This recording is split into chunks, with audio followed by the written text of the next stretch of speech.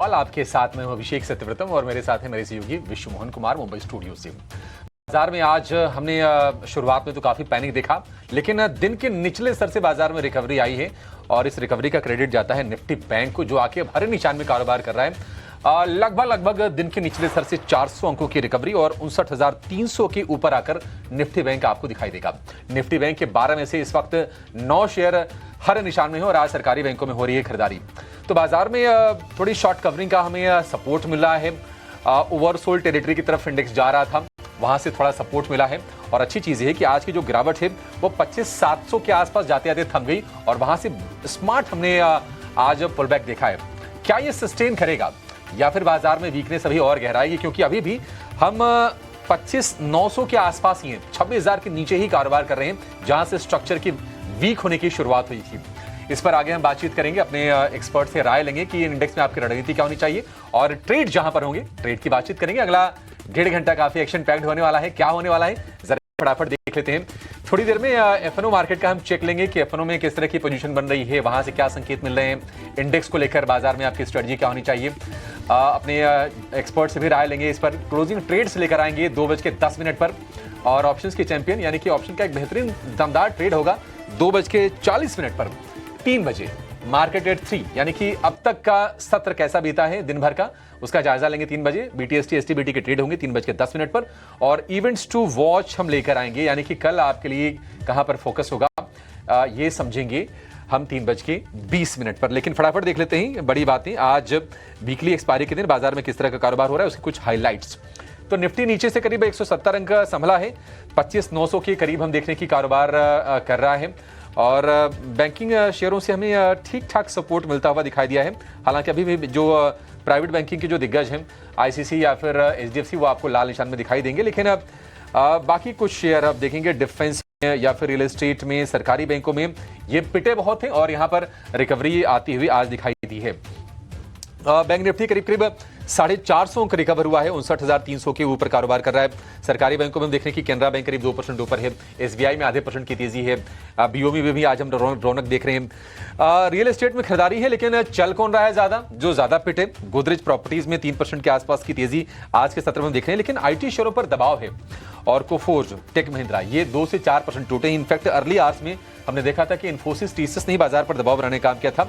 एक crucial trigger सामने खड़ा है, आज से एफओएमसी की बैठक शुरू हो रही है और कल यूएस फेड का ब्याज दरों पर फैसला आएगा। दरें घटती हैं तो ये आईटी स्टॉक्स के लिए पॉजिटिव सेंटिमेंट के तौर पर इसको देखा जाएगा, जिसकी उम्मीद काफी ज्यादा है। लेकिन उसके पहले हम देख रहे हैं कि आज वीकनेस गहरा रही है आईटी शेयरों में। लेकिन इसके अलावा बाजार का फोकस कहां पर है, कौन से शेयर में आज हम तेज एक्शन देख रहे हैं, तो बाजार की पूरी सूची है, उसको फटाफट समझ लेते हैं। विश्व मोहन के पास है लिस्ट। विश्व मोहन बताइए आज कहां पर एक्शन ज्यादा है। देखिए, बिग बजट्स में शुरुआत हम करेंगे केन्स टेक्नोलॉजी। हमने देखा था कि जिस तरह की गिरावट आई थी 30% से ज्यादा टूटने के बाद आज यहां पर शानदार तेजी दिख रही है 10% की। मैक्वारी की जो रिपोर्ट आई है और उन्होंने जो नया टारगेट दिया है वो कल की क्लोजिंग से देखे तो केवल डबल है। इतनी बड़ा टारगेट दे रहे हैं, जबकि गवर्नेंस को लेकर इतने सारे इश्यूज थे और आज देखिए 13% की रिकवरी यहां पर दिख रही है। शानदार तेजी कह सकते हैं केन्स टेक्नोलॉजीज में। इस पर आगे चर्चा करेंगे, क्या ये वाकई ये तेजी सस्टेनेबल है कि नहीं, इस पर हमारे एक्सपर्ट्स आपको राय जरूर देंगे। आईटी शेयरों की बात कर लेते हैं। शुरुआती कारोबार से हमने आज देखा था, हमने लगातार कई सत्रों से आईटी से सपोर्ट मिलते हुए देखा था, लेकिन आज के सत्र में आईटी सबसे ज्यादा लैगार्ड दिख रहा है। कोफोर्स देखिए, मिड कैप ही नहीं, दिग्गज आईटी भी कमजोर है। कल 3 बढ़ने वाले जो शेयर्स थे आज तीनों कमजोर दिख रहे हैं और ये टॉप गिरने वाले हैं दिग्गजों में, हेवी वेट्स में। Tech Mahindra, Wipro, LCL Tech, कल निफ्टी के बढ़ने वाले यही 3 स्टॉक्स हैं और आज यही तीनों कमजोर दिख रहे हैं। तो दिग्गजों के साथ साथ मिड कैप आईटी पर भी आज काफी दबाव दिख रहा है। तो आईटी को लेकर तो ये हाल है। आईटी स्टॉक्स ही नहीं, ग्लोबल मार्केट में भी आईटी जो प्लेयर्स हैं वहां पर अब नजर है पूरी तरह से फेड की बैठक पर, क्योंकि पूरी तरह से वहां अगर दरें घटती है तो पूरा मूड सुधरता है आईटी सेक्टर का। पीएसयू बैंकों में शानदार एक रिकवरी, अच्छी तेजी कह सकते हैं यहां पर आज देखने को मिल रही है। शानदार तेजी दिख रही है। केनरा बैंक देखिए 2% से ज्यादा की मजबूती, bank of India, Indian bank, PNB जैसे तमाम स्टॉक्स है, मिड कैप से लेकर लार्ज कैप तक तमाम पीएसयू बैंक्स आज के सत्र में काफी अच्छा परफॉर्म कर रहे हैं। इसके अलावा एक और सेक्टर है रियल एस्टेट का, यहां पर भी काफी अच्छी खरीदारी दिख रही है और यह भी आज बाजार को काफी ज्यादा हेल्प भी कर रहा है इस रिकवरी में। गोदरेज प्रॉपर्टीज कल तेज गिरावट थी, आज देखिए 3.5% से ज्यादा ऊपर है। प्रेस्टीज एस्टेट्स 1.5% ऊपर है। अनंतराज और साथ ही फिनिक्स मिल, ये सारे स्टॉक्स आज के सत्र में अच्छा चल रहे हैं, लेकिन गोदरेज प्रॉपर्टी सबसे ज़्यादा टॉप गेनर में रियल एस्टेट सेक्टर में शामिल है। आज स्पाइस जेट में अच्छी तेजी है क्योंकि अपने कॉम्पिटिटर्स के नुकसान का फायदा तो इनको मिल ही जाएगा। इस उम्मीद में स्पाइस जेट कई सत्रों से चल भी रहा है और इन्होंने अपने बेड़े में 2 और बोइंग 737 फ्लाइट्स को भी जोड़े हैं और उस खबर से भी यहाँ पे सपोर्ट मिला है। और साथ साथ लोगों का भरोसा अगर इंडिगो से कम होता है, डेफिनेटली कॉम्पिटिटर्स को फायदा होता है। और एकमात्र और लिस्टेड प्लेयर है इंडिगो के बाद स्पाइस जेट, तो ये साफ तौर से रिएक्शन दिख रहा है स्पाइस जेट को लेकर। चलिए, ये तो कुछ बड़े एक्शन वाले स्टॉक्स हैं। इस स्टॉक्स की लिस्ट को और आगे बढ़ाएंगे और आपके लिए 3 बजे लेकर आएंगे, पूरी लिस्ट, अपडेटेड लिस्ट लेकर आएंगे। लेकिन उससे पहले अभिषेक के पास चलते हैं और आज समझ लेते हैं बाजार में आज की जो रिकवरी दिख रही है, क्योंकि एक शार्प सेल ऑफ हमने शुरुआती कारोबार में देखा था, वहां से जिस तरह की रिकवरी दिख रही है, इस पर अभिषेक की क्या रीडिंग है। अभिषेक बताइए, बाजार की इस रिकवरी को आप कैसे देख रहे हैं? हालांकि आज एक्सपायरी भी है तो वॉलेटिलिटी तो काफ़ी ज़्यादा रहेगी ही, लेकिन उससे भी ज़्यादा वॉलेटाइल बैंक निफ्टी दिख रहा है जिसकी कोई आज एक्सपायरी नहीं है। क्या हो रहा है बाजार में, क्यों ये रिकवरी है और कौन कौन से लेवल्स होंगे जिन्हें हमें देखना चाहिए? विष्णु, देखिए, बिल्कुल एक तो एक्सपायरी वाला माहौल है, दूसरा हमने देखा था कि निफ्टी हो या निफ्टी बैंक हो, ये काफ़ी ज़्यादा ऊपरी स्तरों से हल्के होके ये ओवरसोल्ड जोन के नज़दीक चले गए थे और वहाँ से हम देख रहे हैं कि थोड़े शॉर्ट्स कवर हो रहे हैं। और जो शेयर ज़्यादा पिटे थे, आप आज गौर करेंगे तो आप पाएंगे कि जहाँ पर भारी पिटाई हुई थी वो कौन थे? रियल एस्टेट, PSU बैंक, इसके अलावा डिफेंस, इन शेयरों में आज आप अच्छी बाइंग देखेंगे। हालांकि देखिए, ऐसा नहीं कि बहुत ज़्यादा ये आपको बुलिश हो जाना है। अगर आप स्मॉल कैप इंडेक्स देखेंगे तो 517 ये टूट गया था, तो वहां से थोड़ी थोड़ी लोअर लेवल से बाइंग हो रही है। निफ्टी करीब 130 अंक रिकवर हो गया है। निफ्टी बैंक की बात करें तो करीब 400-450 अंकों के आसपास की रिकवरी आई है। हालांकि अभी भी मेरा मानना है कि बाजार में इंडेक्स को लेकर ना आपको कॉशियस अप्रोच ही रखना चाहिए। और अगर आप शॉर्ट हैं तो आनंद फानन आपको अपने शॉर्ट के सौदेओं को काटना नहीं है। जब तक 26,000 क्रॉस नहीं होता निफ्टी पर, तब तक आप, मुझे लगता है कि आराम से उसमें बने रहिए। 26,000 पहला ट्रिगर होगा जब आपको शॉर्ट के सौदों को काटने के बारे में विचार करना चाहिए। आज हम देख रहे हैं कि आईटी, ऑटो, फार्मा और सिलेक्टेड फाइनेंशियल शेयरों में कमजोरी है और ये मतलब बड़े स्पेस हैं जहां पर वेटेज ज्यादा होता है। तो बाजार में अभी भी ऐसा नहीं कि लोअर लेवल से रिकवरी तो आ गई है, लेकिन आप निफ्टी देखेंगे ना तो निफ्टी तो आपको लाल निशान में दिखाई देगा, 80-83 नीचे है। निफ्टी बैंक थोड़ा पहले भी बेहतर था, पॉलिसी का सपोर्ट भी था, तो निफ्टी बैंक हरे निशान में लौट आए हैं। लेकिन निफ्टी की अपनी अपनी दिक्कतें हैं और अब देखते हैं कि FOMC की जो बैठक आज से शुरू हो गई है, कल अमेरिका में पॉलिसी क्या आती है। आईटी के लिए, मेटल के लिए वो काफी बड़ा डिसाइडर होगा, जो आज हम देख रहे हैं कि थोड़े से ना पेन में आपको दिखाई देंगे। Wipro, tech Mahindra, SCL tech, इन सारे शेयरों में गिरावट है 1% से ज्यादा की। तो मेरा मानना है कि जो स्ट्रेटजी आपकी होनी चाहिए निफ्टी को लेकर, सपोर्ट जो बचे सत्र के लिए है वो 24,800 का है। 24,800 मान लीजिए अगर क्लोजिंग बेसिस पर टूटता है अगर विश्व मोहन, तो मेरा मानना है कि फिर जो दायरे खुल जाएंगे, मुझे लगता है कि 25,000 माफ कीजिएगा, 25,500 तक के ये करेक्ट कर लेंगे। और रेजिस्टेंस जो है ये 26,000 पर रेजिस्टेंस अभी भी है। इसके पार होने के बाद ही हम देखेंगे कि नहीं बाजार में थोड़ा मूड आपको सुधरता हुआ दिखाई देगा। मेरा मानना है कि इंडेक्स में पोजीशन हल्की रखें, नया ट्रेड करने से आप बचें, स्टॉक स्पेसिफिक रहें, जो हमने सुबह आपको सलाह दी थी, क्योंकि इस वॉलेटिलिटी को मैनेज करना रिटेल के लिए ना काफी मुश्किल हो जाता है। तो बेहतर होगा कि आप ना स्टॉक्स की तरफ चले जाएं जहां पर निश्चितता हो, क्योंकि ये इंडेक्स के मूव को प्रेडिक्ट करना बहुत मुश्किल है।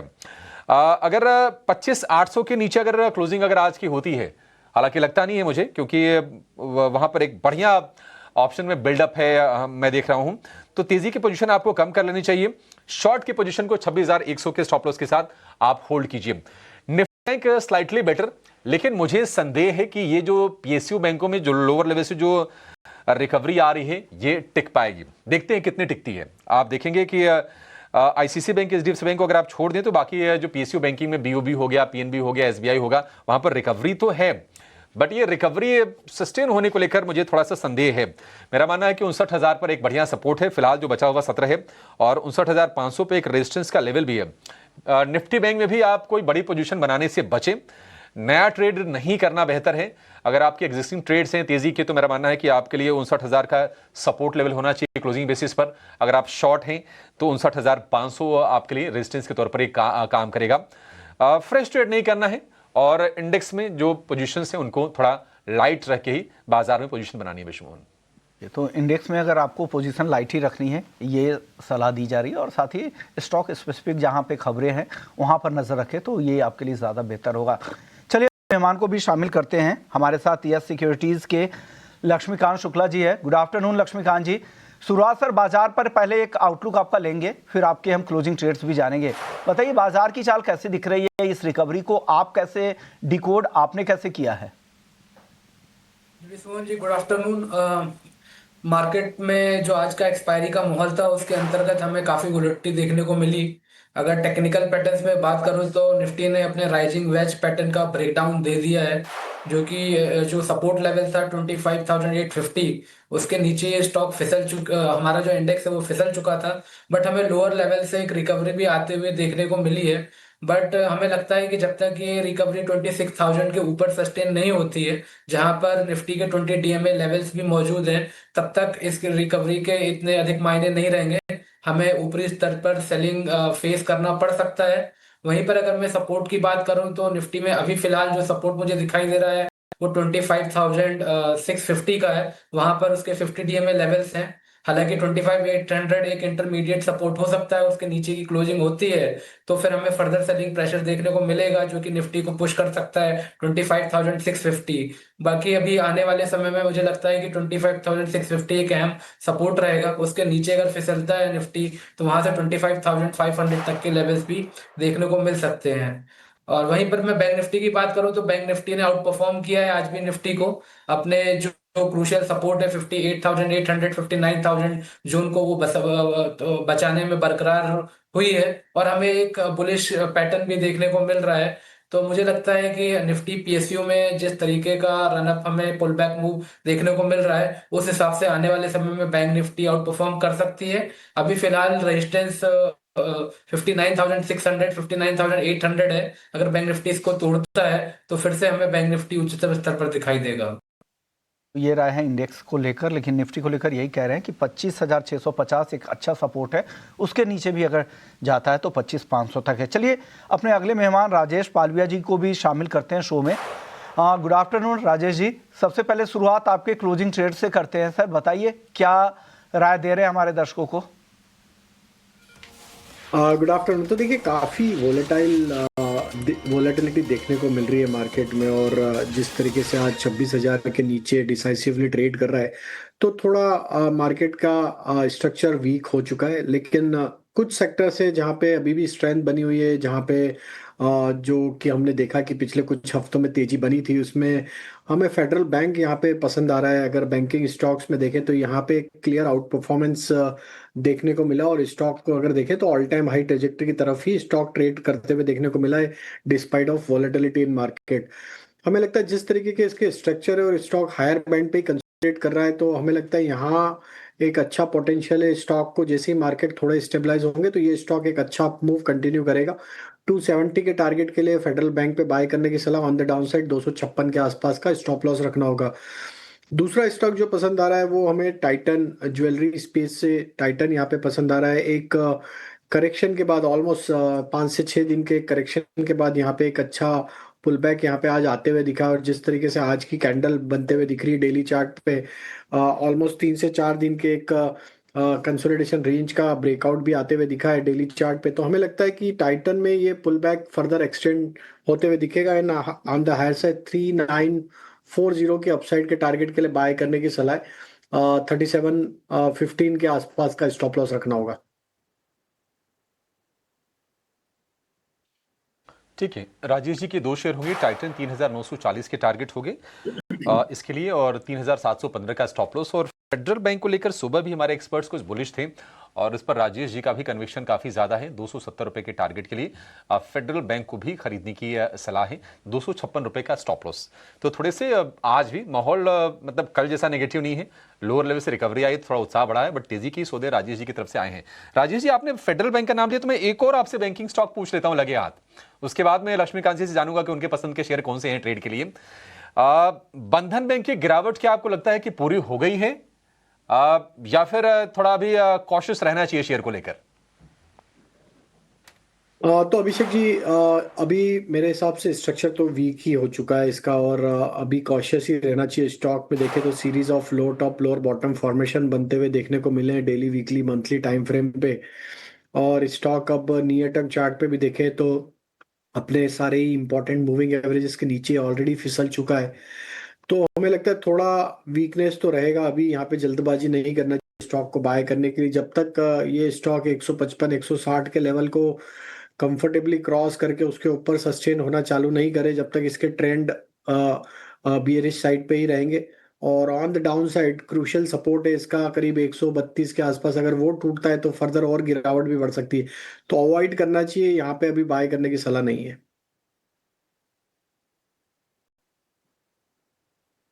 ठीक है। बंधन बैंक हम देख रहे हैं कि काफ़ी ज़्यादा बेरिश स्ट्रक्चर इसका है और सारे जो अहम मूविंग एवरेजेस हैं उसके नीचे ये शेयर आपको कारोबार करता हुआ नजर आएगा।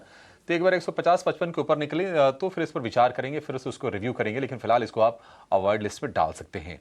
लक्ष्मीकांत जी, बाजार में आपका कन्विक्शन इस रिकवरी के बीच में कौन सी तेजी के सौदे आपने निकाले हैं?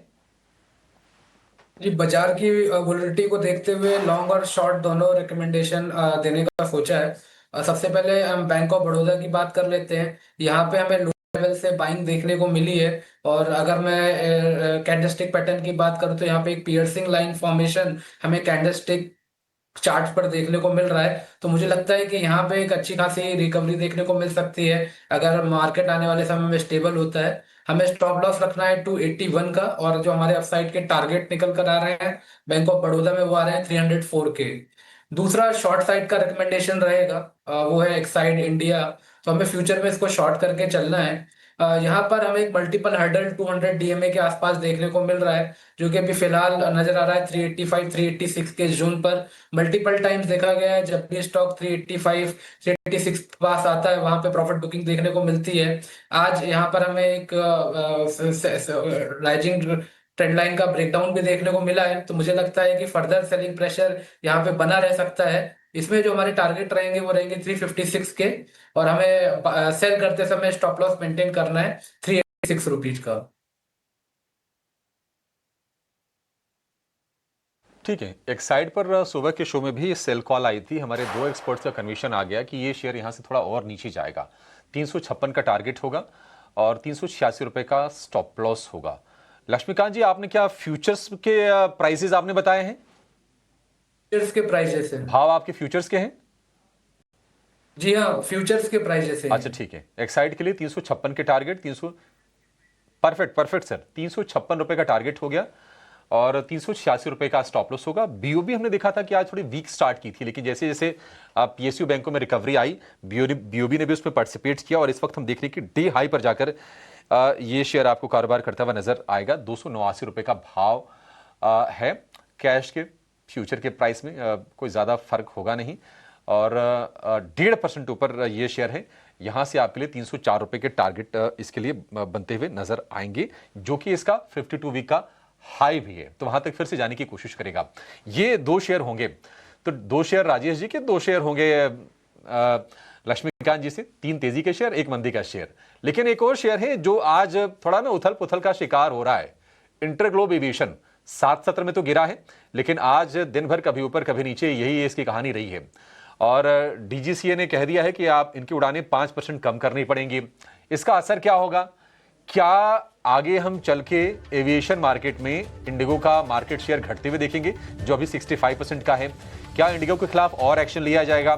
क्या हवाई सफर महंगा हो जाएगा क्योंकि एयरलाइन की कॉस्ट बढ़ने वाली है? क्या कोई नई एयरलाइन भी आएगी? क्योंकि डुओपोली की बातचीत चल रही कि डुओपोली है, इसको खत्म करना चाहिए। तो इस पर एक बहुत ही खास चर्चा हम करने जा रहे हैं। आज 2:30 बजे हमारे साथ एयर इंडिया के पूर्व एग्जीक्यूटिव डायरेक्टर जितेंद्र भार्गव जुड़ेंगे, उनसे स्पेशल चर्चा करेंगे। आप कहीं जाएगा नहीं, 2:30 बजे जरूर जुड़ेगा। फिलहाल एक ब्रेक ले रुकेंगे, आगे कुछ और ट्रेडिंग आइडियाज आपका कर रहे हैं इंतजार।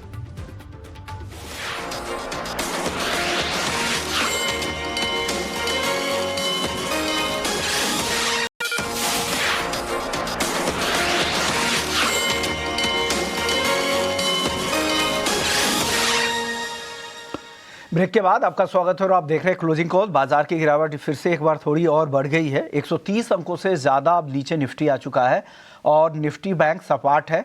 इनकी जो तेज़ी थी वो भी अब धीरे धीरे गायब होती जा रही है। लेकिन आज सरकारी बैंकों से काफ़ी अच्छा सपोर्ट बाजार को मिल रहा है। सरकारी बैंक्स में देखिए जो लीडर है यहाँ पर कैनरा बैंक देखिए, बैंक ऑफ इंडिया देखिए, बैंक ऑफ बड़ौदा, ये तमाम ऐसे स्टॉक्स है जहाँ पर आज के सत्र में अच्छी खरीदारी देखने को मिल रही है। एक राय राजेश जी आपकी लेंगे, ये इंडियन बैंक पर खास करके राय चाहिए। कई सत्रों के बाद यहाँ पर अब खरीदारी थोड़ी लौटी है। इंडियन बैंक को लेकर क्या राय है और बाकी पीएसयू बैंक में आपकी कोई और टॉपिक है क्या? तो देखिए पीएसयू बैंकिंग बास्केट में अगर हम देखें तो काफी अच्छा रनअप हमने पिछले कुछ हफ्तों में देखा था। लेकिन इंडियन बैंक में अगर हम देखें तो यहाँ पे एक सब्सटेंशियल प्रॉफिट बुकिंग पिछले 2 हफ्तों में देखने को मिली और स्टॉक अब अपने 50-डे मूविंग एवरेज के नीचे भी फिसलते हुए दिखा है। हालांकि आज सारे पीएसयू बैंकिंग बास्केट में लोअर साइड से एक रिकवरी बनी है, तो सेम बिहेवियर हमको इंडियन बैंक में भी आज बनते हुए दिख रहा है। बट हमें लगता है कि अभी भी रिकवरी में जब तक 820 का लेवल क्रॉस करने में इंडियन बैंक कामयाब नहीं होगा, ट्रेंड अभी भी थोड़ा वीकिश ही देखने को मिलेगा। हो सकता है कि हायर साइड पे फिर सप्लाई बने। On the down side the crucial support जो इसके लिए है वो करीब है 770 के आसपास। अगर वो टूट जाता है तो फिर गिरावट और भी बढ़ते हुए दिखेगी। वही अगर हम बैंकिंग बास्केट में देखें तो हमें लगता है Canara bank, bank of Baroda, bank of India, union bank, इन सभी बैंकों में एक अच्छी तेजी के बाद करेक्शन जरूर देखने को मिला है। लेकिन अगर स्ट्रक्चर की बात करें तो हमें लगता है यूनियन बैंक का स्ट्रक्चर अभी भी यहाँ पे मजबूत है। ऑलमोस्ट 50-डे मूविंग एवरेज के आसपास स्टॉक ने सपोर्ट लेके एक पुल बैक बनाया है, तो 145 इसके लिए स्टॉप लॉस रहेगा यहाँ से एक पुल बैक ट्रेड को प्ले करने के लिए। और हो सकता है पुल बैक में 155 158 तक वापस स्टॉक बढ़ता हुआ दिखे, तो यूनियन बैंक यहाँ पे फोकस में रखा जा सकता है विद स्टॉप लॉस ऑफ 145 के स्टॉप लॉस के साथ यूनियन बैंक आपको पसंद है। प्राइवेट बैंक्स में आज तीन दिग्गज बैंक कमजोर लग रहे हैं। आईसीआईसी बैंक हो, एचडीएफसी बैंक, कोटक, ये तीनों में नरमी दिख रही है। लक्ष्मीकांत जी, प्राइवेट बैंक पर आपकी क्या राय है? आपकी टॉपिक क्या है इस स्पेस से?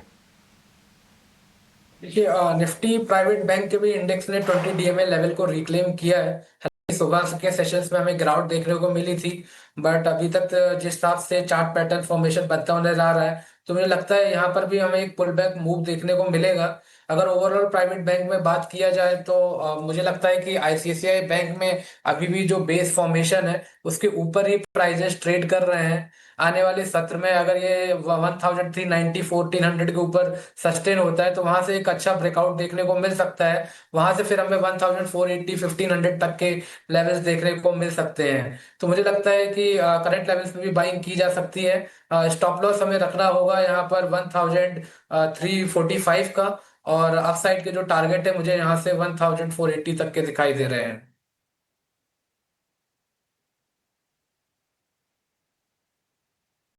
यानी कि यहाँ से 100 रुपये और चल सकता है आईसीआईसी बैंक। आज सबसे वैसे कमजोर हैं। अगर आप पूरा बैंकिंग इंडेक्स देखेंगे निफ्टी बैंक का, उसमें आईसीआईसी बैंक आपको सबसे कमजोर दिखाई देगा। तो 1350 रुपये का स्टॉप लॉस, 1480 रुपये का आज है टारगेट। एक बार इंटरग्लोब एविएशन के शेयर को जरा स्क्रीन पर आप लेकर आइए, क्योंकि आज हमने देखा कि शुरुआत हल्की सी नरम हुई थी, शेयर थोड़ा रिकवर किया। लेकिन इस वक्त की स्थिति क्या है कि जो शेयर है ये दिन के निचले स्तर पर आपको कारोबार करता हुआ दिखाई देगा। और आई थिंक कल का भी लो इसने ब्रेक किया है, ये चीज नोटिस करने वाली है। करीब 0.25% की गिरावट है। और वजह यह कि डीजीसीए ने एक एक्शन लिया है कि इंडिगो की टोटल जो फ्लाइट्स हैं, जो उड़ानें हैं, उसमें 5% की कमी की जाएगी।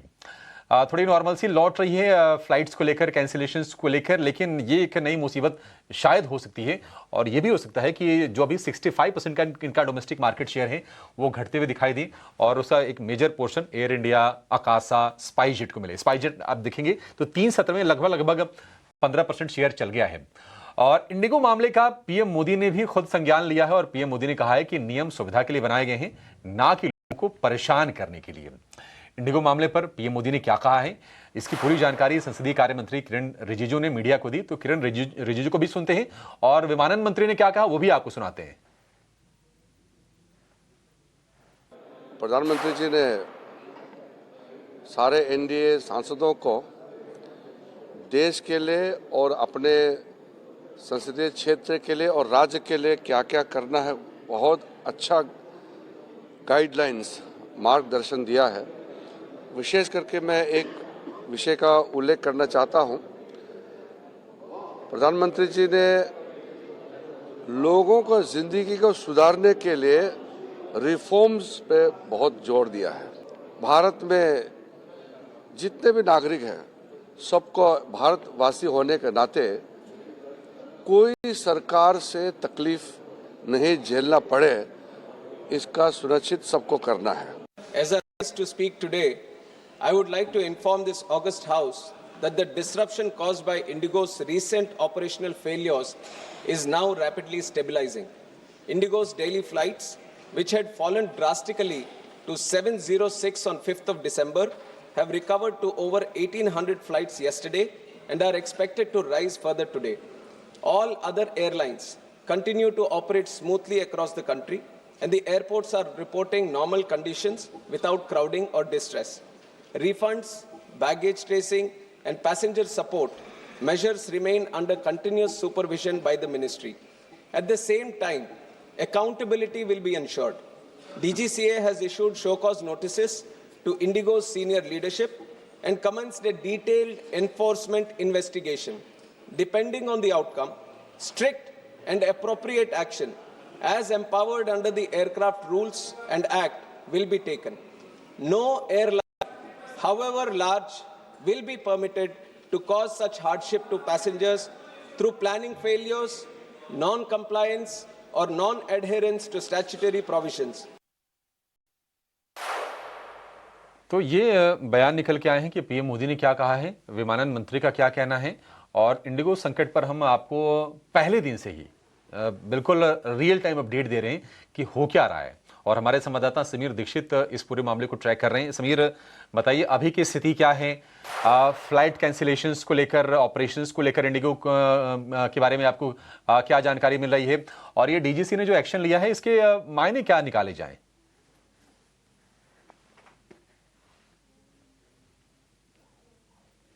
समीर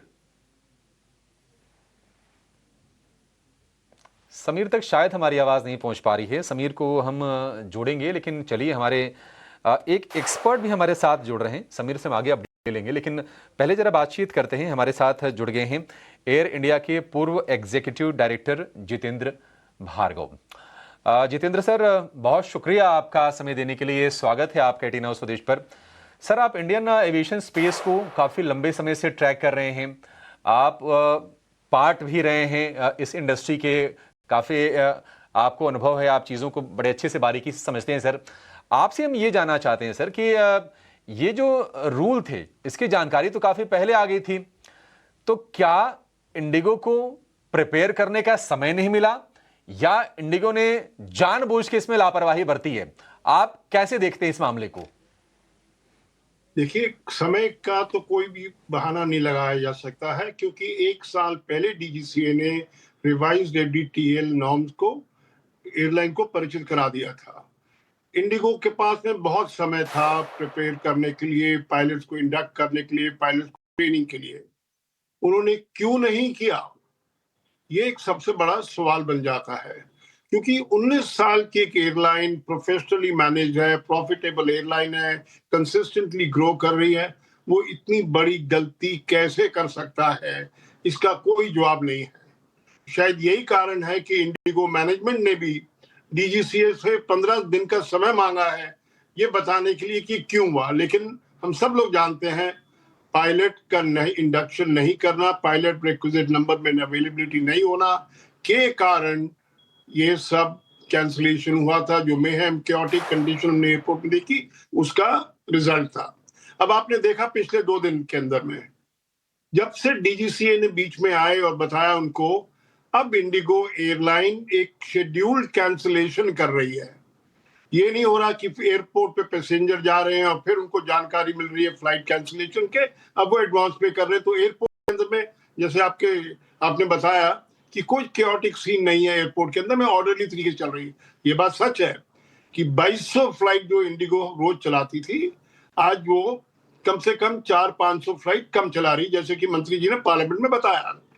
लेकिन अब ये जो ग्रेजुअल प्रोसेस है, नंबर वन स्टेबिलिटी, लेकिन हम लोग चाहेंगे कि जल्दी से जल्दी सारी कैपेसिटी मार्केट में आए, क्योंकि ये जिसका जो प्रभाव पड़ता है ना, जब कैपेसिटी की शॉर्टेज होती है तो इसका फेयर्स पे प्रभाव पड़ता है, फेयर्स ज्यादा हो जाते हैं, जबकि सरकार ने, डीजीसीए ने अपर लिमिट फिक्स की है, लेकिन वो अपर लिमिट भी तो ज्यादा है ना, क्योंकि सामान्य तौर पर अगर आप दिल्ली से मुंबई जा रहे हैं आपको 5,500-6 हजार में टिकट मिल जाता था, अब 18,000 फिक्स किया हुआ है upper limit exclusive of taxes. तो लेकिन जितनी जल्दी इंडिगो कर पाए नॉर्मल सी, उतना बेटर होएगा। भार्गव सर, एक और चीज आपसे समझना चाहेंगे कि अब देखिए, आप जैसे बता रहे हैं कि ये 2200 फ्लाइट ऑपरेट करते हैं, 400 से ज्यादा एयरक्राफ्ट हैं, करीब करीब अगर हम इनके पैसेंजर्स की संख्या भी देखें तो बाकी एयरलाइन से तो कहीं ज्यादा है, 65% का मार्केट शेयर है। अब डीजीसीए ने थोड़ा बहुत एक्शन लिया है और कहा है कि आप रिवाइज्ड शेड्यूल जमा कीजिए, 5% फ्लाइट कम कीजिए, हाई डिमांड हाई फ्रिक्वेंसी वाली फ्लाइट्स को। क्या आपको लगता है कि अब ये जो डोमिनेंस एक नेक्स्ट लेवल का हो गया था इंडियन स्काई में इंडिगो का, क्या वो कम होगा? इंडिगो का मार्केट शेयर यहां से घटेगा? और दूसरी चीज, आपको कितनी इस बात की आशंका है कि अभी ये एक्शन डीजीसीए का इंडिगो खिलाफ यही नहीं थमेगा और अभी सख्त फैसले कुछ लिए जाएंगे? देखिए, अगर कोई ये समझता है कि इंडिगो अपना मार्केट शेयर को लूज करेगा, ये बिल्कुल गलत होगा। Temporarily yes, for the next 15 days, अगले 30 दिन के लिए, कि जब तक ये समस्या है इंडिगो के सामने, उनकी फ्लाइट कैंसिलेशन जब तक होती है, दूसरी एयरलाइन उनकी जगह ऑपरेट कर सकती है। लेकिन जब इंडिगो वापस अपनी पूरी संख्या में आएगा तो वो अपना मार्केट शेयर रिगेन कर लेगा। मंत्री जी का ये कहना कि हमारे यहाँ पे कम से कम 4-5 बड़ी एयरलाइन हो सकती हैं, तो इसमें समझने की आवश्यकता यह है कि इंडिगो एक ऐसी एयरलाइन रही है जिसने कि कोई भी एयरलाइन जब बंद हुई है उसका मार्केट शेयर ग्रैब किया है, चाहे वो किंगफिशर एयरलाइन हो 2012 के अंदर में, जेट एयरवेज हो 2019 में, गो फर्स्ट हो 2023 में, जब उन्होंने 60% का मार्क क्रॉस किया। अब अगर कोई ये समझता है कि इंडिगो को 60 से 50 हो जाएगा मार्केट शेयर, मैं इस बात से बिल्कुल सहमत नहीं हूँ। दो चीजों से, एक तो ये सरकार की जिम्मेदारी नहीं है कि वो वीक एयरलाइंस को प्रॉप करे कि किसी तरह से शेयर बढ़ा दे, लेकिन इंडिगो ने अपना मार्केट शेयर बढ़ाना है, बरकरार रखना है और बढ़ाना है, क्योंकि उन्होंने 1000 हवाई जहाज के ऑर्डर दिए हुए हैं। क्या ये हो सकता है कि हवाई जहाज आए, इंडक्ट हो, लेकिन उनका मार्केट शेयर घट जाए? ये तो मुमकिन नहीं है। वो निरंतर तौर पे देखेंगे कि रेगुलर फेसिस के ऊपर जैसे जैसे मार्केट बढ़ रही है वैसे वैसे वो प्लेन्स को इंडक्ट करेंगे और अपना मार्केट शेयर को और भी कंसोलिडेट करेंगे। ये मुमकिन है कि 65% के ऊपर स्टैग्नेंट हो जाए, क्योंकि एयर इंडिया एक्सप्रेस और एयर इंडिया के एयरक्राफ्ट, उन्होंने भी 570 विमान के ऑर्डर दिए हुए हैं, वो भी प्लेन्स को इंडक्ट करेंगे। और जो अकाशा एयरलाइन, स्पाइस जेट है, हम सब जानते हैं कि वो लोग स्ट्रगल कर रहे हैं, 4.5% मार्केट शेयर। स्पाइस जेट की वित्तीय स्थिति खराब है, ये भी पब्लिक नॉलेज है कि एक टाइम पे स्पाइस जेट का मार्केट शेयर 15% होता था, जो गिर के 4% हो गया है। इंडियन एविएशन जो मार्केट है, ये बहुत ही प्राइस सेंसिटिव मार्केट है। अब क्योंकि इंडिगो एक ऐसी डोमिनेंट पोजीशन पे है कि वो प्राइसिंग मैकेनिज्म को मार्केट में खेल सकता है। अगर कोई एयरलाइन आती है और इंडिगो अपने फेयर ड्रॉप करता है, उसका सीधा का प्रभाव दूसरी एयरलाइन के फाइनेंशियल में पड़ता है, क्योंकि इंडिगो 65% मार्केट शेयर के साथ है, 2200 फ्लाइट चलाती है, उसके पास में ये पावर हो गई है प्राइसिंग मैकेनिज्म में कि वो मार्केट में खिलवाड़ कर सकती है दूसरी एयरलाइन के डिसएडवांटेज करने के लिए। तो मेरा ये मानना है कि इंडिगो को मार्केट शेयर का कोई ग्रैब कर ले 2%, 3% तो मुमकिन है, लेकिन अगर कोई ये कहे कि 5-10% इंडिगो अपना मार्केट शेयर यील्ड करेगी दूसरी कैरियर्स को जब सामान्य स्थिति हो जाएगी, ये बिल्कुल नहीं माना जा सकता है, क्योंकि इंडिगो अभी तैयार है, अगले महीने तैयार होगा, अगले 10 साल में तैयार है, क्योंकि किसी भी इंडियन कैरियर ने 1000 हवाई जहाज का ऑर्डर नहीं दिया है। नहीं, बिल्कुल सही बात है सर। और देखिए, ये जो बात हो रही है कि इंडियन मार्केट में डुओपोली है, इंडिगो ने बड़े फेयर कंपटीशन में मार्केट शेयर ग्रैब किया है। ऐसा थोड़ी किसी ने उठा के उसको मार्केट शेयर दिया है, क्योंकि आप जैसा बता रहे हैं कि काफी टफ ये मार्केट है, प्राइस सेंसिटिव मार्केट है, रेगुलेशंस काफी स्टिफ हैं। तो अभी भी आकाशा है, स्पाइस जेट है, एयर इंडिया एक्सप्रेस, ये 4 एयरलाइंस उसके अलावा भी है। आपसे ये भी जानेंगे सर कि क्या प्राइसेस यहां से बढ़ सकते हैं, एयर फेयर क्या बढ़ सकते हैं, क्योंकि एक तरफ रुपये डिप्रिशिएट कर रहा है और कंपनीज के ऊपर ना कॉस्ट बर्डन भी आएगा। लेकिन जरा हमारे संवाददाता समीर दीक्षित जुड़ गए हैं ये बताने के लिए कि आज की क्या स्थिति है, ताजा हालात क्या हैं। समीर बताइए, क्या ऑपरेशंस नॉर्मलसी की तरफ बढ़ रहे हैं आज?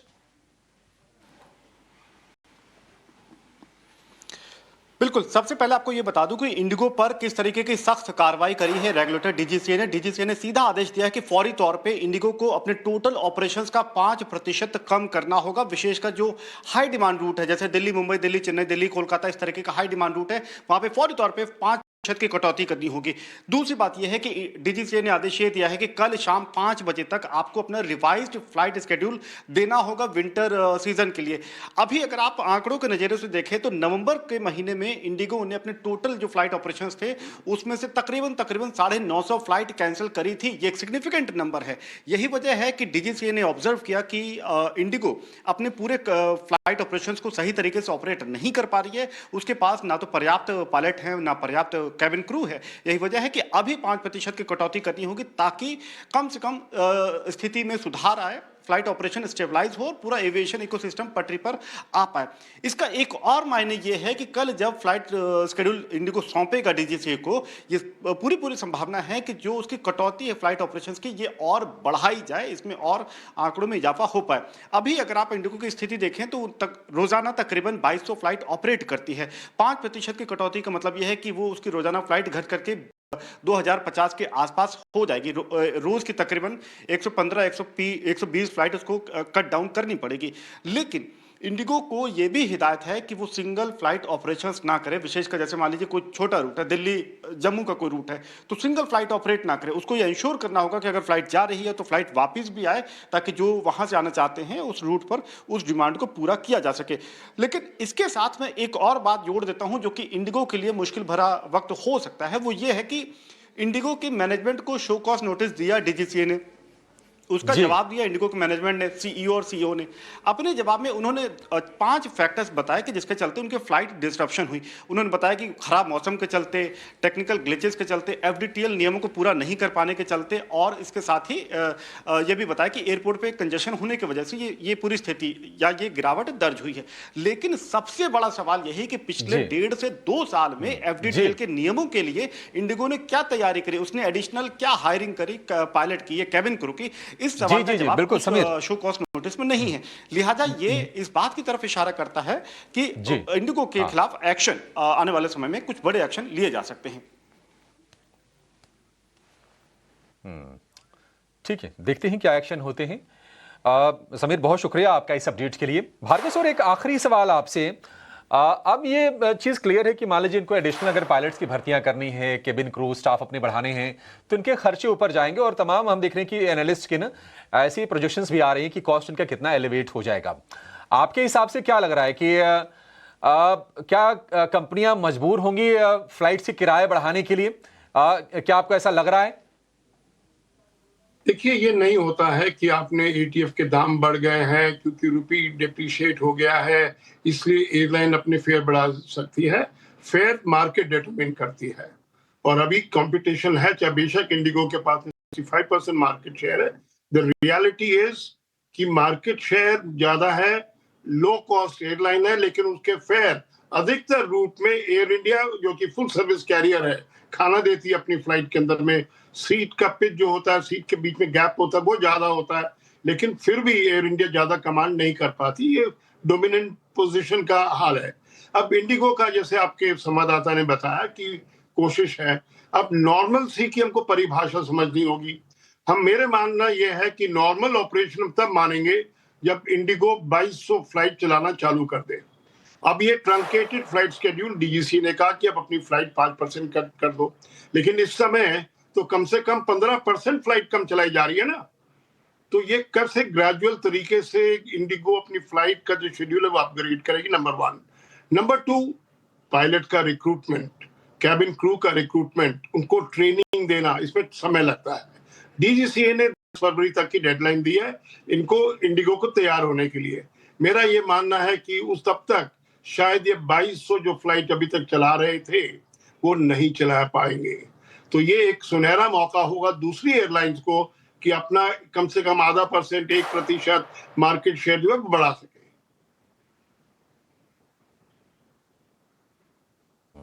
ठीक है भार्गव सर, बहुत ही वैलिड पॉइंट्स आपके हैं और ये ऑब्जर्वेशंस मतलब बिल्कुल लोगों को समझ में आ जाएंगे कि इंडियन एविएशन स्पेस में डायनेमिक्स कैसे हैं और इंडिगो का जो डोमिनेंस है वो क्यों आगे भी बरकरार रहने की उम्मीद है।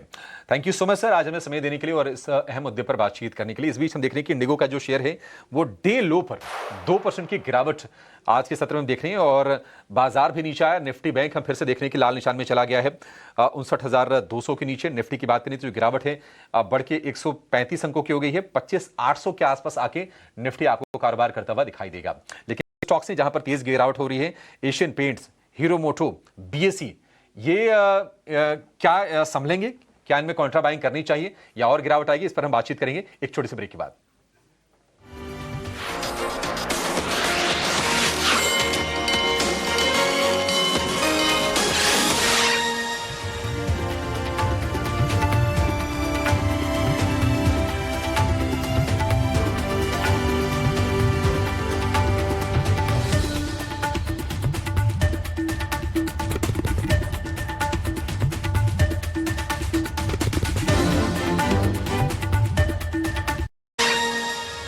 ब्रेक के बाद आपका स्वागत है क्लोजिंग कॉल्स में। देखिए मार्केट में थोड़ी सी गिरावट जरूर देखने को मिल रही है, पर कई सारे काउंटर्स में एक अच्छा एक्शन है जिसमें कि टाइटन, इटर्नल और अदानी पोर्ट्स और अदानी एंटरप्राइज जैसे स्टॉक्स हैं जो कि मार्केट को थोड़ा सा सपोर्ट कर रहे हैं।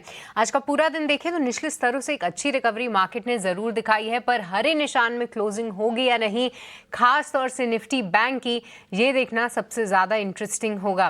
पर ऐसे मार्केट में क्या होनी चाहिए आपकी कमाई की रणनीति, आइए अब ये समझ लेते हैं और रुक करेंगे हमारे अगले सेगमेंट ऑप्शंस के चैंपियन का।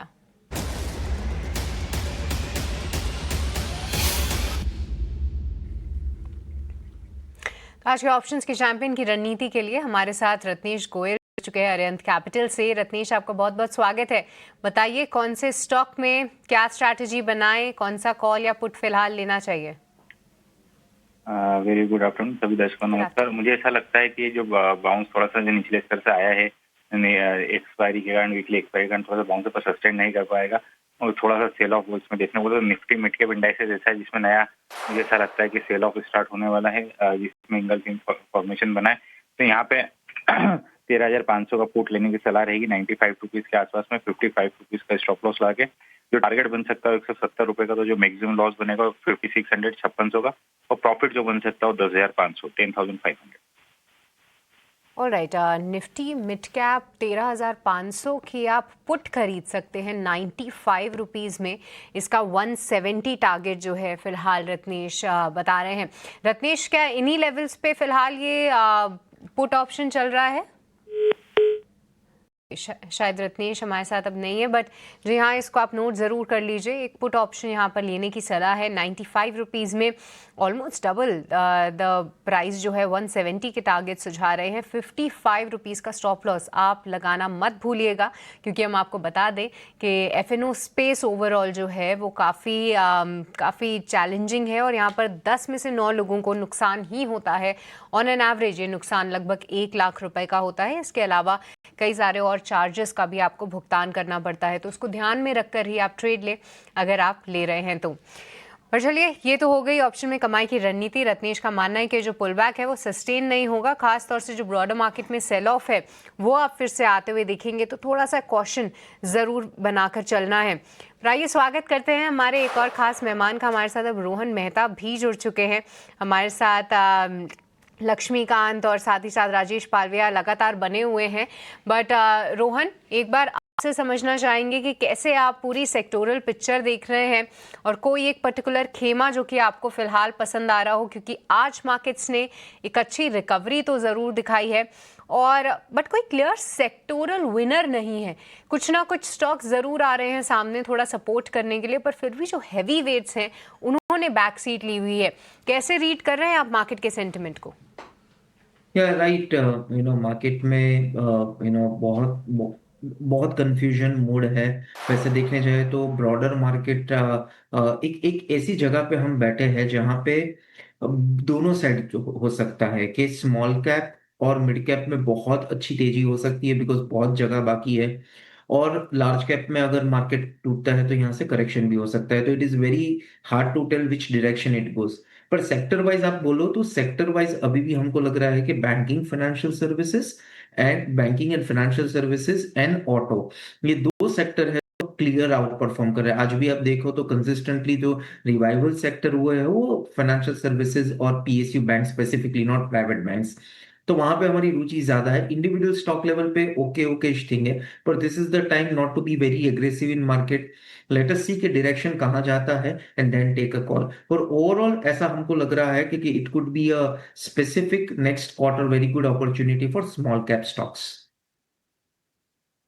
तो चलिए, थोड़ा कन्फ्यूजन का माहौल ज़रूर है। स्मॉल कैप स्टॉक्स में जो है आपको नज़र ज़रूर बढ़ानी चाहिए। कोई अच्छे मौके मिले तो वहाँ पर आप ज़रूर बाइंग की अपॉर्चुनिटीज़ ढूंढ सकते हैं। पर चलिए, और भी कई सारे काउंटर्स पर चर्चा ज़रूर करेंगे, पर फिलहाल वक्त तो चला एक छोटे से ब्रेक का। आप कहीं मत जाएगा। ब्रेक के उस पार BTST BT आइडियाज़ और ट्रेडिंग आइडियाज़ हमारे एक्सपर्ट से लेंगे।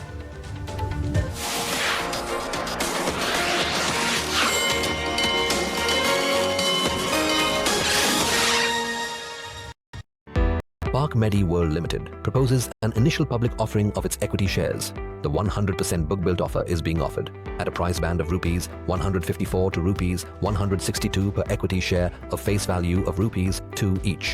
Bid offer opens on Wednesday, December 10th, 2025. Bid offer closes on Friday, December 12th, 2025. For risk involved and other details, please refer to the red herring prospectus, which is available on the website of the company, the SEBI, the BRLMs, and the stock exchanges.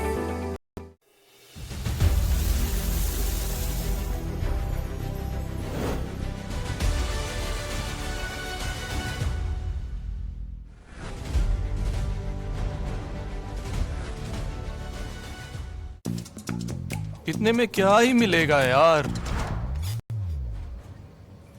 सोना तू ठीक तो है ना? अरे gold ETF, all you need is 200 rupees or less. Gold ETF. It's आज का gold, rated and backed by Real Gold. All you need is a Demat account. ये इकोटेक प्लाई है, 10 साल की वारंटी के साथ आता है। इसका तो काम सही है, दाम भी। Ecotech from Green Ply, 10 point quality check, 10 साल की वारंटी। बुलिश ऑन इंडिया, देखो बढ़ रहे कदम। बुलिश ऑन इंडिया, फ्यूचर के लिए है तैयार। करोड़ों भारतीयों को इंडिया की आर्थिक तरक्की पर भरोसा है। इसी भरोसे के दम पर ICICI prudential asset management company limited अपने 1.5 करोड़ निवेशकों के साथ है। Bullish on India.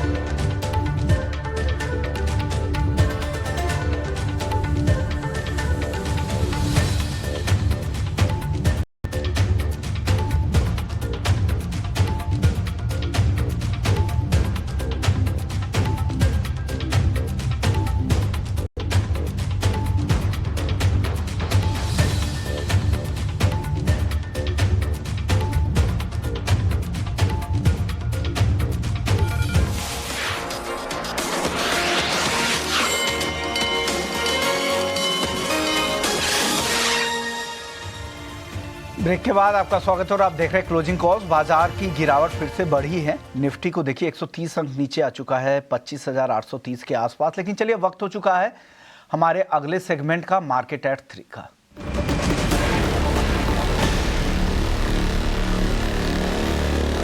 और मार्केट एट 3 में हम बताते हैं कि कौन से ऐसे स्टॉक्स हैं जहां पर सबसे ज़्यादा एक्शन दिख रहा है और वो एक्शन क्यों दिख रहा है। ये पूरी लिस्ट बता रहे हैं आनंद शुक्ला, हमारे सहयोगी। आनंद, बताइए कौन सी वो लिस्ट है आज।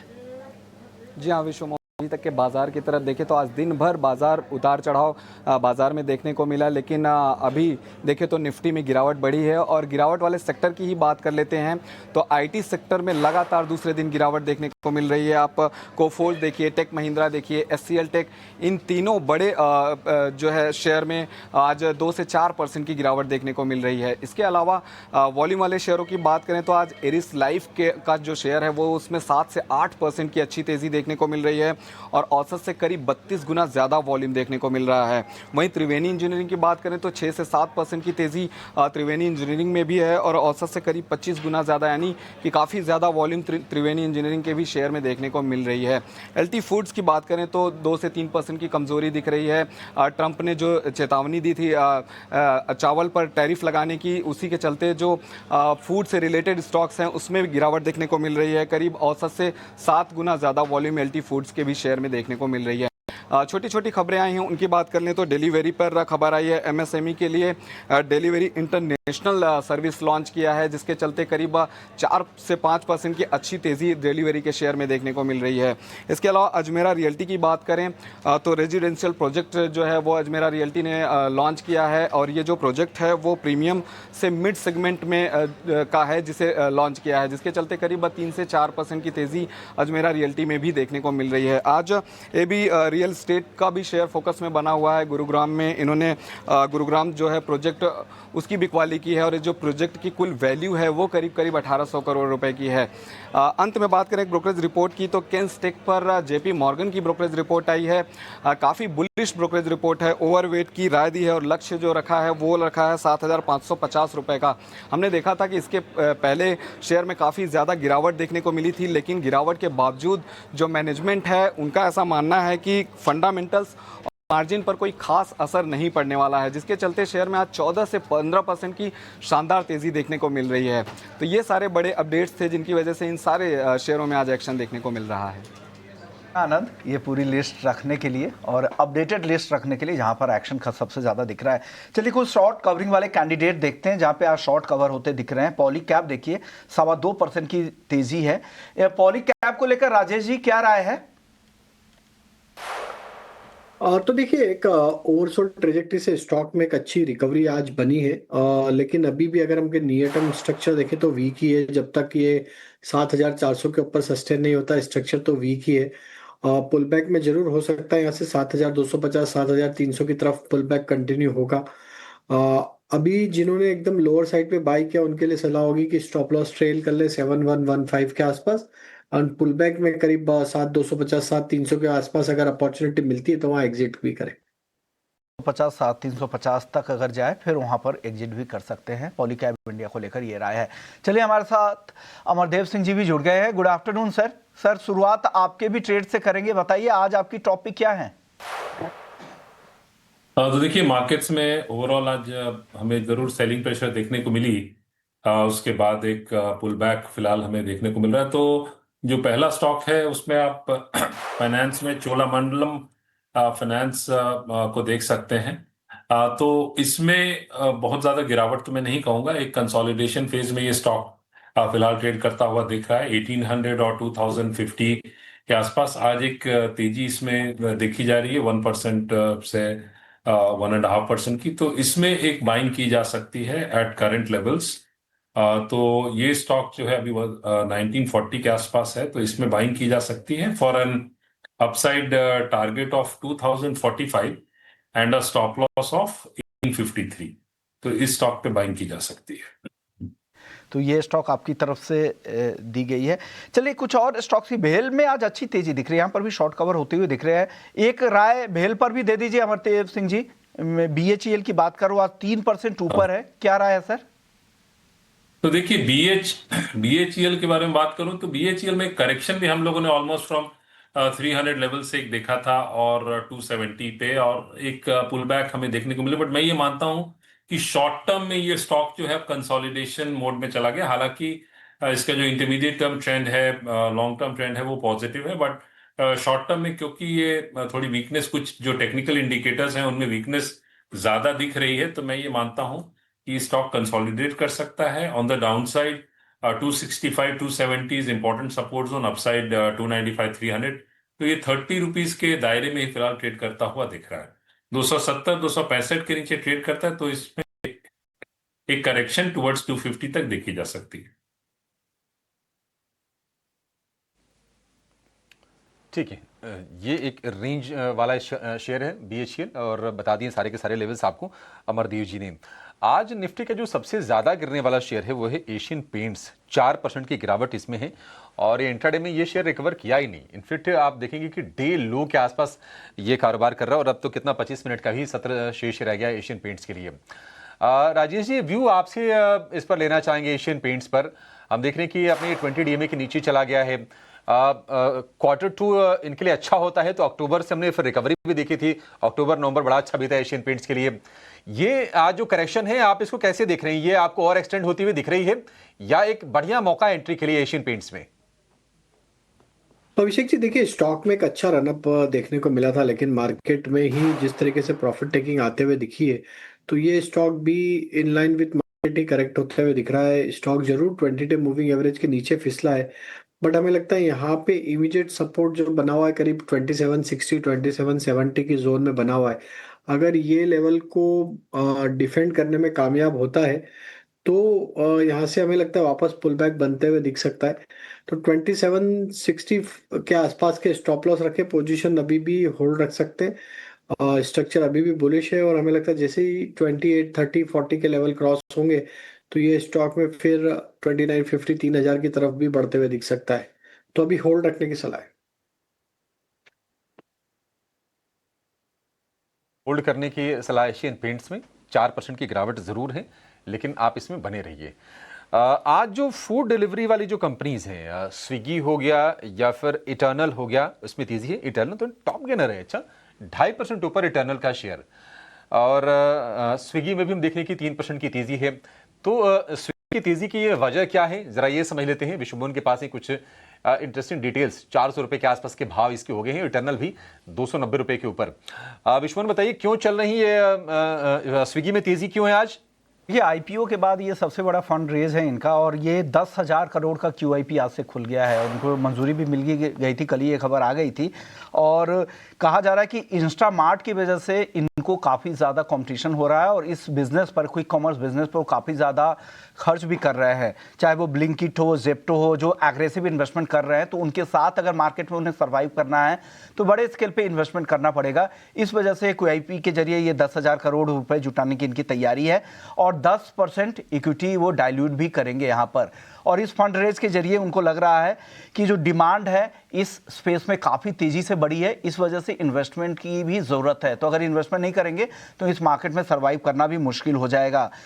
इस फंड का इस्तेमाल वो इंस्टामार्ट के लिए उसकी ग्रोथ पर करेंगे, साथ ही बैलेंस शीट को भी मजबूत करने पर उनका फोकस है, और नए वेंचर्स में भी कुछ निवेश की तैयारी यहां पर की है। हाल ही में हमने देखा था कि रैपिडो में भी हिस्सेदारी बेचकर इन्होंने अपनी लिक्विडिटी बढ़ाई थी, लेकिन फोकस इनका क्विक कॉमर्स पर ज़्यादा है। इस बिजनेस में उनको पोटेंशियल ज़्यादा दिख रहा है, और यही वजह है कि QIP के जरिए इस तरह के और इस स्केल पर जाकर वो पैसे जुटा रहे हैं। आज के सत्र में हालांकि स्विगी इस खबर से नहीं चल रहा है, इसके अलावा इटर्नल भी हमने आज के सत्र में देखा है, वहां पर भी अच्छी तेजी बनी है। इन दोनों पर एक राय ले लेते हैं। राजेश जी, आप बताइए सर, स्विगी की ये योजना देखिए, जिस तरह के उनके एग्रेसिव प्लान्स है इंस्टामार्ट को लेकर और QIP को लेकर, इसकी वजह से ये तेज है, और दूसरा इटर्नल में भी आज अच्छी खरीदारी है। इन दोनों में आपको क्या पसंद आ रहा है? तो देखिए, दोनों ही स्टॉक के स्ट्रक्चर नियर टर्म के हिसाब से तो वीक हो चुके हैं। जरूर लोअर साइड से एक रिकवरी बनी, एक मल्टीपल सपोर्ट जोन है स्विगी में जो कि करीब 380 के आसपास है। उसके आसपास से स्टॉक ने लो बना के एक पुल बैक बनाया है, बट हमें लगता है ये पुल बैक में 408 410 ये इंपॉर्टेंट लेवल रहेंगे इस पुल बैक के। अगर वो लेवल क्रॉस करते हैं तो स्विगी में ये मोमेंटम फर्दर 425 430 की तरफ भी बढ़ते हुए दिखेगा। तो जिनके पास अभी ट्रेड है लॉन्ग साइड का, उन्हें सलाह ये होगी कि तो 390 के आसपास के स्टॉप लॉस फॉलो करें, पोजीशन होल्ड रखें। 407 का अगर 408 7-8 के लेवल का ब्रेकआउट होता है क्लोजिंग बेसिस पे, तो फिर पोजीशन कैरी करें, फर्दर टारगेट बढ़ते हुए दिख सकते हैं। इटर्नल में भी देखें तो एक रिकवरी का ट्रेंड सिमिलर है, और रिकवरी में लेकिन अभी भी हमें लगता है कि यहाँ पे भी जो सप्लाई जोन है वो करीब 298 304 की रेंज में है। जब तक ये सरपास नहीं होता है ये स्टॉक में अभी भी वीकनेस रहेगी। एज अगर हम देखें यहाँ पे, तो इमीडिएट जो अब यहाँ पे क्रूशियल सपोर्ट है वो करीब है 385 388 के आसपास। अगर टूट के क्लोज होता है तो फिर ये बिकवाली और भी बढ़ सकती है स्टॉक में। तो बिल्कुल टाइट स्टॉप लॉस से ट्रेड करें। आप पुल बैक में जरूर एक बार रिव्यू करें 298 305 के आसपास, अगर वहां नहीं क्रॉस होता है तो प्रॉफिट भी बुक करें डॉलर में। ऑलराइट, तो चलिए स्विगी और इटर्नल को लेकर आपके लिए बयान, बट इस बीच आप इंडिगो के शेयर को जरूर ध्यान में रखिए। अब लगभग 1% की तेजी हो गई है और निचले स्तरों से जहां कुछ समय पहले 2% की गिरावट थी, एकाएक स्पाइक आया है और उसके पीछे की वजह है कंपनी के सीईओ का बयान, जहां पर देखिए पीटर एल्बस ने एक वीडियो जारी किया है और उन्होंने ये बताया है कि जो अब कामकाज है वो स्टेबल होते हुए नजर आया है। देखिए कई सारे डिस्ट्रप्शंस हमने ऑलरेडी देखे हैं इनके फ्लाइट ऑपरेशंस में, पर जैसा कि हमारे रिपोर्टर्स भी बता रहे थे कि कुछ जो अहम जगहें हैं वहां पर ऑपरेशंस जो हैं वो ऑलरेडी स्टेबलाइज हो चुके हैं, ऑन टाइम फ्लाइट्स अब जा रही हैं।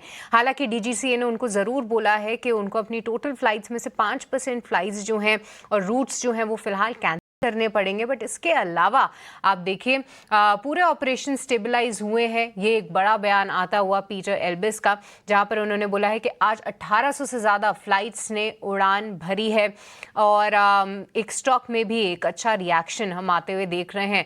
2% की गिरावट थी ये स्टॉक में, ऑलमोस्ट डे लो के आसपास था, बट वहां से लगभग 3% की रिकवरी और 1% की तेजी के साथ इंडिगो का शेयर उड़ान भरता हुआ दिख रहा है। बट मार्केट पार्टिसिपेंट्स का भरोसा किस तरीके से वापस आएगा इसमें और आगे चल के डीजीसीए और क्या कुछ कड़े एक्शंस लेता है इंडिगो के अगेंस्ट, वो देखना सबसे ज़्यादा इंटरेस्टिंग होगा। क्योंकि देखिए एक बार के लिए तो इनके फाइनेंशियल्स पे इम्पैक्ट पड़ेगा ही, इस क्वार्टर की बात करें तो वहां पर इनको प्रभाव पड़ेगा, बट ये भी ध्यान रखने वाली बात है कि इंडिगो का 65% मार्केट शेयर है। उस मार्केट शेयर को हटाना फिलहाल इस एयरलाइन स्पेस में ऑलरेडी जो है काफ़ी कम प्लेयर्स हैं, उसको एक तरीके से चेंज करना जो है थोड़ा पॉसिबल नियर टर्म में नहीं लगेगा। जी हाँ, सभी एक्सपर्ट्स का पर यह भी मानना है कि क्रू से रिलेटेड जितनी भी दिक्कतें हैं वो एकाएक सॉल्व नहीं होंगी, वो ओवरनाइट सॉल्व नहीं होंगी, उसमें टाइम लगेगा और फरवरी की जो डेडलाइन है शायद तब तक भी सॉल्व ना हो पाए, क्योंकि जितने भी पायलट्स हैं बताया जा रहा है कि उनका जो मैंडेटरी प्रोसेस होता है पूरे नोटिस पीरियड का वो 1 साल तक का होता है।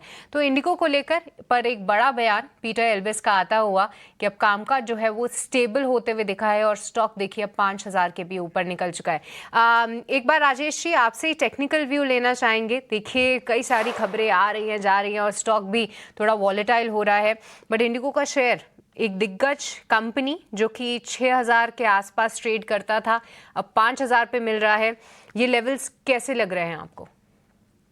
तो देखिए काफी बड़ा करेक्शन स्टॉक में देखने को मिला है। 3rd वीक है जहाँ पे स्टॉक एक सप्लाई झेलते हुए दिख रहा है। अगर हम देखें तो ये पूरे मंथ भी मंथ टिल डेट अगर देखें तो 15-16% के आसपास के करेक्शन ऑलरेडी यहाँ स्टॉक में आते हुए दिखे।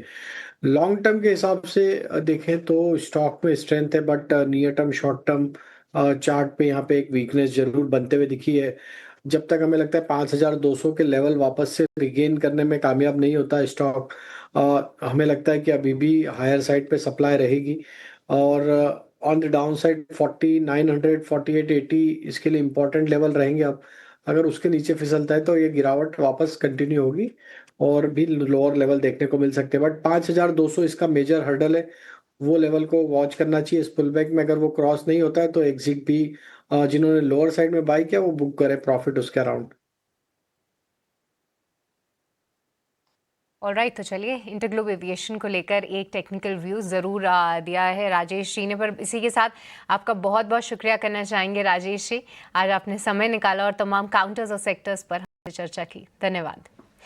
पर चलिए अब एक और काउंटर पे फोकस करते हैं, वो है ग्रो का शेयर। देखिए हाल ही में लिस्ट हुई कंपनी ग्रो में आज लगभग 3% की गिरावट देखने को मिल रही है। क्या है इस पीछे की कमजोरी की वजह, आइए समझते हैं। अभिषेक पूरी डिटेल्स के साथ जो हमारे साथ जुड़ चुके हैं। अभिषेक, फिलहाल तो स्टॉक हल्का रिकवर हुआ है मार्केट के साथ, बट ओवरऑल देखें आज क्यों गिरावट का शिकार हुआ है ग्रो?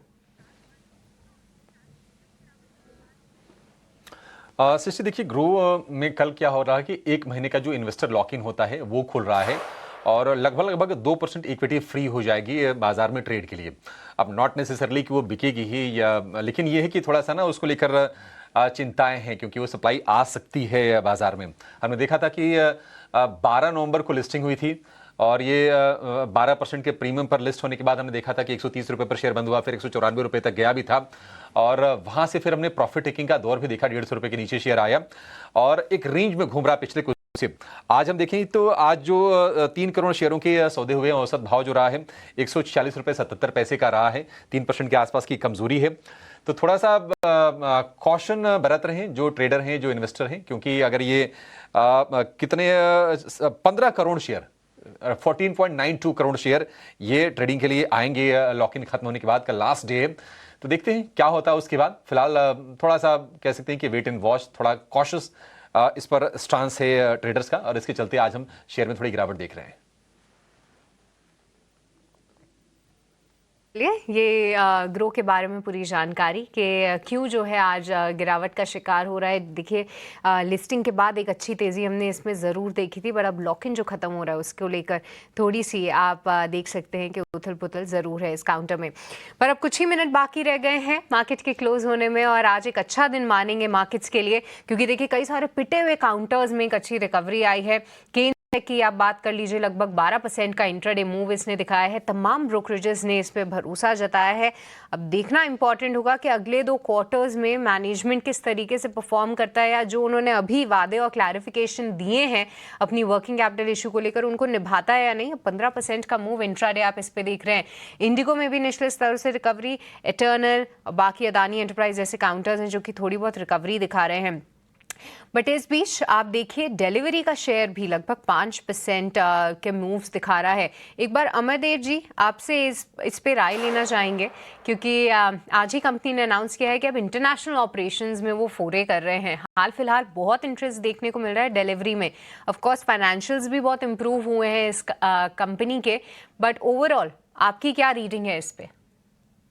देखिए ओवरऑल ये company from a longer term perspective तो डेफिनेटली इस पे नजर रखी जा सकती है। From a shorter term perspective एक करेक्शन हम लोगों ने 20% का देखा है, एंड अभी वो स्टॉक एक रिकवरी मोड में है। आज एक अच्छी रैली हमें देखने को मिली। मैं ये मानता हूं कि स्टॉक में अभी शॉर्ट टर्म रैली टुवर्ड्स 435 440 तक देखा जा सकता है। वहां जाके स्टॉक को एक सेलिंग प्रेशर देखने को मिल सकती है, और ये जरूर है कि जो रिसेंट लो है 395 400 का, वो काफी क्रूशियल और इम्पोर्टेंट सपोर्ट जोन रहेगा स्टॉक के लिए।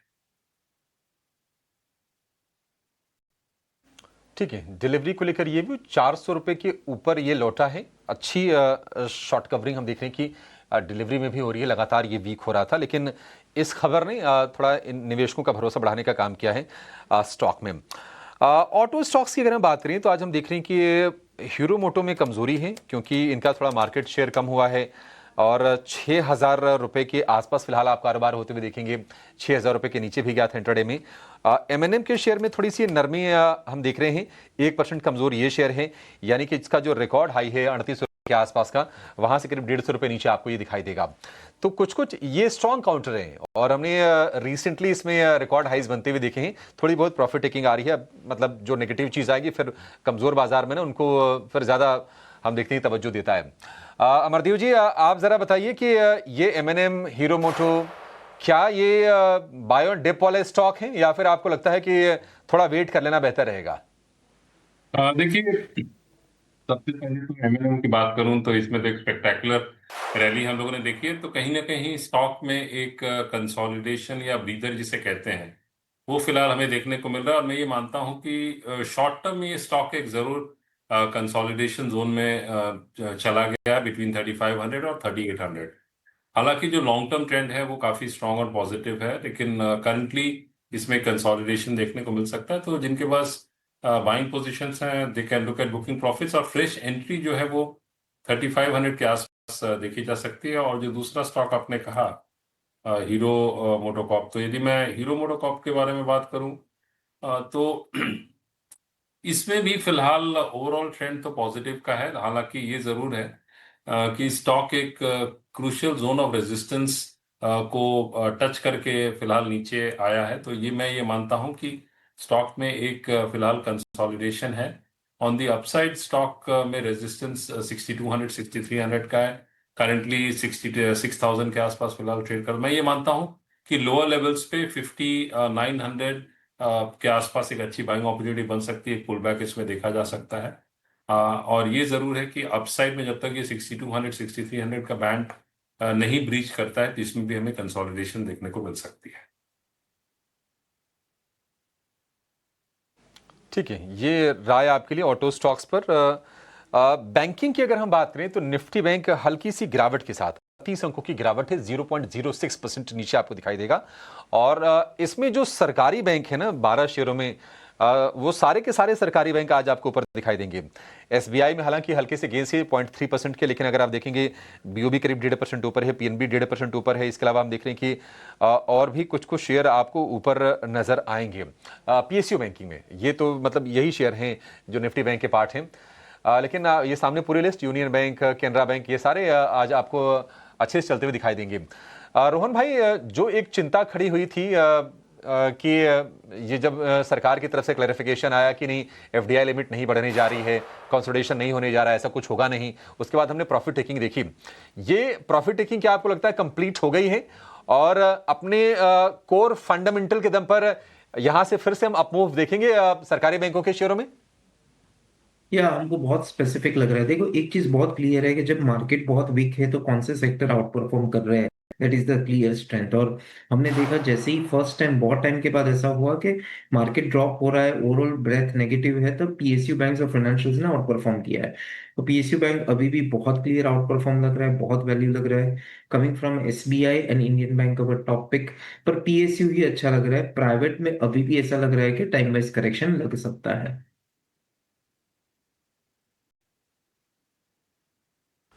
ठीक है, ठीक है, ये राय हो गई आपके लिए बैंकिंग स्टॉक्स पर। लेकिन बाजार में कल कहां पर फोकस होगा? एक इवेंट तो हमें पता है, आपको भी पता होगा कि एफओएमसी की बैठक आज शुरू हो गई है और कल यूएस फेड का ब्याज दरों को लेकर फैसला आएगा। लेकिन और कौन से आंकड़े और कौन से इवेंट्स फोकस में रहेंगे, जरा ये समझ लेते हैं। हमारे सहयोगी रविंद्र हमारे साथ जुड़ गए हैं। रविंद्र, बताइए कल कौन से ट्रिगर्स होंगे बाजार के लिए? जी बिल्कुल, अगर बात करें कल कौन से ऐसे जो इम्पोर्टेंट क्यूज है कल फोकस में रहने वाला है, जैसे कि आपने बताया यहाँ पर कल यूएस में जो है फेड रेट जो अपना फेड जो है अपना कट पर डिसीजन जो है अनाउंस करने वाला है, जिसके चलते मार्केट जो है इसको क्लोजली वॉच करेगा, यूएस मार्केट और इंडियन मार्केट। अगर बात करें चाइना की, तो चाइना पे यहाँ पर पीपीआई और सीपीआई के डेटा अनाउंस होने वाले हैं और साथ ही जापान के भी जो है पीपीआई जो है डेटा जो है अनाउंस होने वाले हैं। अगर बात करें इंडिया में, तो इंडिया में कल जो है प्राइमरी मार्केट में काफ़ी सारा एक्शन देखने को मिल सकता है। यहाँ पर एक्यूएस और मीशो और विद्या वायर्स जो है, ये तीनों ही आईपी जो है एक्सचेंजेस पर जो है लिस्ट होने वाले हैं। और साथ ही साथ नेफ्रोकेयर हेल्थ केयर का जो आईपीओ है उसका जो सब्सक्रिप्शन है वो कल ओपन होगा। और साथ ही साथ वेकफिट इनोवेशन और कोरोना रेमेडीज़, ये दोनों ही का इन दोनों ही का जो है कल जो है सब्सक्रिप्शन का लास्ट डे है। सो आईपीओ मार्केट में जो है कल काफ़ी सारे इवेंट्स है। इसी के साथ अगर बात करें अदर इवेंट्स के जो कल फोकस में रहने वाले, तो इसमें जो है ईसीबी प्रेसिडेंट जो है वो जो है अपना भाषण सुनाने वाले हैं। वहीं अगर बात करें माइक्रोसॉफ्ट के जो सीईओ है वो जो है इंडिया विजिट करने वाले हैं। और 2025 का नोबेल प्राइज़ अवार्ड सेरेमनी जो है वो ओस्लो में है। वहीं आखिर में और एक जो है काफ़ी फोकस में रह सकता है यहाँ पर ऑस्ट्रेलिया में जो रिसेंटली जो सोशल मीडिया बैन लगाया था 16 ईयर्स की एज, जो कम एज है उन पर वो जो है कल से इफेक्टिव हो जाएगा। रविंदर, ये पूरी लिस्ट लेकर आने के लिए कौन कौन सी बड़ी खबरें हैं इस पर आप ज़रूर नज़र रखिएगा। लेकिन कुछ और सेक्टर की बात कर लेते हैं जहां पर आज अच्छा एक्शन दिख रहा है, उसमें रियल एस्टेट है। गोदरेज प्रॉपर्टीज़ देखिए काफ़ी अच्छी तेज़ी यहाँ पे दिख रही है, प्रेस्टीज में अच्छी तेज़ी है, ओबेरॉय, लोढ़ा, ये कुछ ऐसे स्टॉक्स है जहाँ पर ठीक ठाक तेज़ी के साथ काम काज हो रहा है। अमरदेव सिंह जी, बताइए रियल एस्टेट में इस सेक्टर से कुछ पसंद आ रहा है क्या आपको आज? देखिए, रियल एस्टेट में यदि मैं बात करूं सबसे पहले गोदरेज प्रॉपर्टीज में, तो इसमें एक सिग्निफिकेंट करेक्शन हम लोगों ने देखा, ऑलमोस्ट 15-20% का करेक्शन देखा। तो एक पुल बैक हमें देखने को फिलहाल मिल रहा है। और यदि मैं लोधा के बारे में बात करूं तो इसमें भी एक सिग्निफिकेंट करेक्शन, तो मैं ये मानता हूं कि एक पुल बैक है, लेकिन ये कितना सस्टेन करता है that is something to see. I think US Federal Reserve की जो मीटिंग है कल वो काफी इंपॉर्टेंट है, उससे एक दिशा मिल सकती है ग्लोबल मार्केट्स को और इंडियन मार्केट्स को भी। तो मैं ये मानता हूं कि जो रियल एस्टेट स्टॉक्स हैं उसमें कंसोलिडेशन हमें देखने को मिल सकता है। ओके, तो रियल एस्टेट में आपको लग रहा है कंसोलिडेशन देखने को मिल सकता है। टाटा मोटर पैसेंजर व्हीकल को लेकर कुछ खबर है, अभिषेक के पास कुछ डिटेल्स है, क्योंकि टाटा मोटर्स कमर्शियल व्हीकल के शेयर में आज देखिए तो 3.5% के आसपास की तेजी दिख रही है। क्यों ये तेजी है, क्या ट्रिगर्स है, अभिषेक के पास जाने के लिए चलते हैं। अभिषेक, बताइए क्या ट्रिगर्स है, क्या क्या कुछ आपने रीडिंग की है इसके बारे में? विश्वमोहन, आपको याद होगा कि जब ये शेयर लिस्ट हुआ था 335 रुपए का भाव था और जो डिस्कवर्ड प्राइस था वो तो 260 रुपए, तो वहां से तो ऊपर कारोबार कर रहा है। और हम देख रहे हैं कि एम्बिट कैपिटल ने बाय की रेटिंग के साथ इस पर कवरेज की शुरुआत की है और जो लक्ष्य दिया है 430 रुपए का दिया है, यानी कि मौजूदा जो भाव है यहाँ से लगभग 20% के अपसाइड की उम्मीद रहे हैं। एम्बिट का ये कहना है कि medium and heavy commercial vehicle में जो पोजीशनिंग है ये काफ़ी मजबूत है और ऑपरेशनल जो सुधार हो रहा है उसके चलते वो इसको लेकर बुलिश है। साथ ही फ्रेट रिकवरी की भी उम्मीद कर रहे हैं क्योंकि जीएसटी जो कट हुआ था उसका बेनिफिट इस फिस्कल के सेकेंड हाफ में वो आएगा। साथ ही आईवेको का जो अधिग्रहण किया था उसके चलते उनका मानना है कि यहाँ से हम रेवेन्यू प्रोफाइल कंपनी की बेहतर होते हुए देखेंगे। ग्रोथ के जो ट्रिगर बनेंगे, देखिए सीवी साइकिल में अच्छी रिकवरी है, एलसीवी बिजनेस के एग्जीक्यूशन में हम बेहतर होते हुए देख रहे हैं, फिस्कल डिसिप्लिन पर कंपनी फोकस कर रही है और बैलेंस शीट में कैश बढ़ाने पर भी जोर है। और अगर हम अब देखिए दो कंपनियां हो गई बिल्कुल हेड ऑन टक्कर लेने के लिए। अशोक लेलैंड से अगर आप तुलना करें रेवेन्यू सीएजीआर या फिर एबिडा सीएजीआर ग्रोथ की, तो आपको दोनों मैट्रिक्स पर टाटा मोटर्स कमर्शियल व्हीकल का जो कंपनी है ये बेहतर दिखाई देगी। और वैल्यूएशंस की बात करें तो वो भी अशोक लेलैंड के मुकाबले सस्ता दिखाई दे रहा है, करीब 6% सस्ता है। अगर आप FY27 EV बाई एबिडा पर इसको अगर आप तोलें तो ये कुछ ट्रिगर हैं। तो आप देखिए कि टाटा मोटर पैसेंजर व्हीकल जहां स्ट्रगल कर रहा है, जो कमर्शियल व्हीकल वाला जो इनका जो डिमर्ज जो एंटिटी है वहां पर हम देख रहे हैं कि थोड़ी एक्साइटमेंट बिल्ड होती हुई दिख रही है आज के सत्र में। टाटा मोटर सीवी को लेकर ये कुछ अपडेट्स हैं और आज के सत्र में काफ़ी अच्छी तेजी दिख भी रही है। लेकिन ओवरऑल अगर आप टाटा ग्रुप के शेयर्स में देखें तो कई सारे स्टॉक्स हैं जो इस साल काफ़ी कमज़ोर है, जिसमें टीसीएस, टाटा मोटर्स का पैसेंजर व्हीकल और ट्रेंड तो 42-43% टूटा है इस साल। एक राय ले लेते हैं फटाफट जी। रोहन जी 30 सेकेंड में सर बता दीजिए टाटा मोटर्स कमर्शियल व्हीकल को लेकर इस पर आपकी राय क्या है? I think so Tata motor commercial vehicle would be a good buy. बहुत अच्छा क्लियर पॉइंट है, तो बाय करना चाहिए और आगे जाके एटलीस्ट ये 20-30% की जगह है जहां पे ये 6 से 8 महीने में गेन दे सकता है। रहे आपकी तरफ से सर। अमरदेव सिंह जी एक ट्रेंड पर आ दीजिए। इस साल 43% टूट चुका है और खुद के ये स्टोर से इनको कंपटीशन झेलना दिख रहा है उनको। जूडियो के जो स्टोर्स है 11% स्टोर है, एक ही पिन कोड में है। बताइए सर क्या ट्रेंड में कुछ रिवाइवल की उम्मीद है क्या? छोटा जवाब सर। ना जी, ट्रेंड में ओवरऑल आपने सही कहा, ऑलमोस्ट 50% का एक करेक्शन हम लोगों ने देखा है, तो यहाँ से एक पुल बैक जरूर एक्सपेक्ट कर सकते हैं, बट बहुत ज्यादा उसमें रीड नहीं करना चाहिए टुवर्ड्स 4400-4500 लेवल्स। शुक्रिया आप दोनों मेहमानों का, आप लोगों ने वक्त निकाला और हमारे दर्शकों को क्लोजिंग शो में गाइड किया कि उन्हें करना क्या है। चलिए बाजार की क्लोजिंग की तरफ बढ़ते हैं। तो देखिए बाजार की क्लोजिंग काफ़ी ख़राब कह सकते हैं। हालांकि रिकवरी की कोशिश ज़रूर हुई थी, दिन के निचले स्तर से थोड़ी रिकवरी ज़रूर दिखेगी, लेकिन आखिर में आकर करीब 120 अंकों की गिरावट दिख रही है। निफ्टी में 25,840 के आसपास की क्लोजिंग होती दिख रही है। सेंसेक्स में 400 अंकों से ज़्यादा की गिरावट। निफ्टी बैंक निचले स्तरों से सुधारने की कोशिश, लेकिन लाल निशान में ही बंद होता दिख रहा है। करीब 40 अंकों की गिरावट पर 59,200 के आसपास। आज वीकली एक्सपायरी था निफ्टी का, तो मार्केट काफ़ी वॉलेटाइल था। काफ़ी शार्प दो मूव यहाँ पर देखने को आज के सत्र में मिले हैं। निफ्टी के गिरने वाले शेयरों की बात करें तो Asian Paints, Tech Mahindra, HCL tech यानी आईटी से काफ़ी ज़्यादा दबाव आज के सत्र में देखने को मिला है। चुनिंदा फार्मा स्टॉक्स और कुछ मेटल स्टॉक्स ये भी आज काफ़ी ज़्यादा दबाव बनाए। सन फार्मा देखिए, डॉक्टर रेड्डीज देखिए, ये भी आज के सत्र में काफ़ी कमज़ोर थे। बढ़ने वाले शेयरों में देखें तो इटर्नल अच्छी तेजी थी, करीब 2.25% से ज़्यादा की तेजी यहाँ देखी। टाइटन में अच्छी तेजी थी। पूरा कंज्यूमर ड्यूरेबल का जो स्पेस ही था वो काफ़ी बज़ कर रहा था। इसके अलावा रियल एस्टेट सेक्टर वो भी बाजार में सपोर्ट का काम कर रहे थे। सरकारी बैंक काफ़ी चल रहे थे, लेकिन दिग्गज प्राइवेट बैंक जिसमें HDFC, ICICI bank, Kotak Mahindra bank, ये तीनों बैंक आज नहीं चल रहे थे। सिर्फ एक्सिस बैंक ही हरे निशान में बंद हुआ है। अदरवाइज ओवरऑल ये पूरा बैंकिंग प्राइवेट बैंक का जो खेमा था कमजोर ही दिख रहा था। कुछ डेरिवेटिव के स्टॉक्स की देख लेते हैं, जहां पर आज लॉन्ग बिल्डअप इस बाजार में हुए हैं। वो है डिलीवरी का, जहां पर 4% से ज्यादा का उछाल डेरिवेटिव में। Tube investment, CG power, Godrej properties, ये कुछ ऐसे डेरिवेटिव के काउंटर थे जहां पर जबरदस्त एक्शन दिखाया। कुछ शॉर्ट कवरिंग के कैंडिडेट्स को देखे तो शॉर्ट कवर होते देखे ग्रासिम में, ब्रिटानिया में, बंधन बैंक में और भेल और बंधन बैंक में सबसे ज़्यादा शॉर्ट कवर होते और अच्छे वॉल्यूम के साथ होते दिखे हैं। इसके अलावा इंडियन रेलवे का, IRCTC का, वहाँ पर अच्छी शॉर्ट कवरिंग दिखी। LIC हाउसिंग फाइनेंस के अंदर भी दिखे। कुछ ऐसे स्टॉक्स की बात कर लेते हैं जहाँ पर आज काफ़ी ज़्यादा दबाव दिखा है। शॉर्ट्स पोजीशन बनते दिखे हैं, उसमें एशियन पेंट 4.5% टूट गया। कोफोर्ज मिड कैप आईटी से यहां पर भारी गिरावट। बीएससी प्लेटफॉर्म स्टॉक एक्सचेंज का काम, यहां पर भी काफी ज्यादा गिरावट दिखी और साथ ही हीरो मोटो में भी तेज गिरावट दिखी थी।